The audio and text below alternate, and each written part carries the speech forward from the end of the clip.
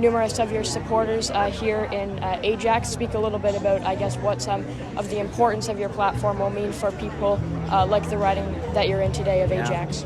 No, first of all, I'm thrilled to be in Ajax, thrilled to see so many Ontario Liberals out tonight supporting all of our candidates, including Amber Bone right here in Ajax, but all of our Durham candidates who are working so hard to make sure that a place to grow, the Ontario Liberal platform, that is going to deliver on progress in publicly funded education, a seniors care revolution, putting home care first, public health care where we clear the surgical and diagnostic backlog, a real plan for the climate crisis, actually getting GO trains delivered to Bowmanville, not just talked about like the current Ford Conservatives who didn't actually move forward with that despite the fact that Ontario Liberals announced it all the way back in 2016.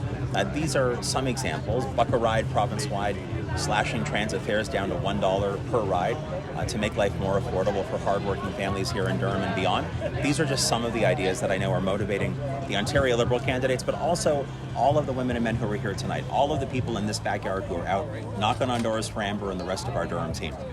And obviously, you know, in the press conference where you announced the budget, there was, in the press release, it said that you were planning to balance the budget by 2026 to 2027, but that, you know, if you aren't able to do things like capping class sizes and hiring, I believe the figure was around 10,000 new teachers. That's right, 10,000. That you would be prepared to exceed that deadline.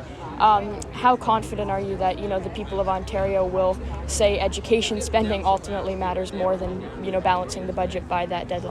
Look, I think that's one of the very clear choices that's right in front of the people of Ontario right now.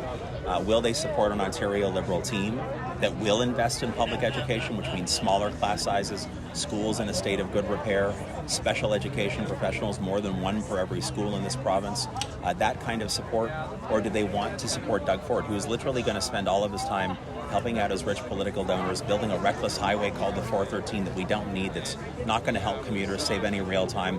I believe Ontarians will embrace the Ontario Liberal plan, are embracing the Ontario Liberal plan to invest in and build up the core public services that we do rely upon.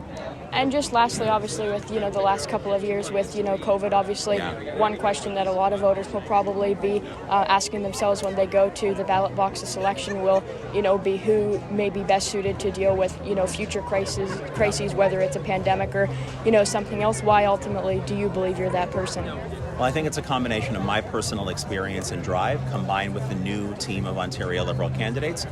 Together, we have worked so hard to build a plan that is fair, it's forward-looking, it is fully costed, which means it's responsible and thoughtful, and we will be able to deliver on it competently.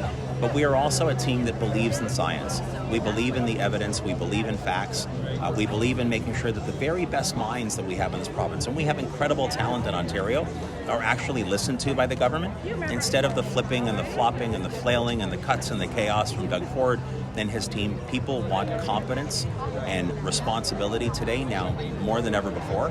That's what Ontario Liberals will deliver. Awesome. Thanks, Wyatt. Great to see you in person. You too.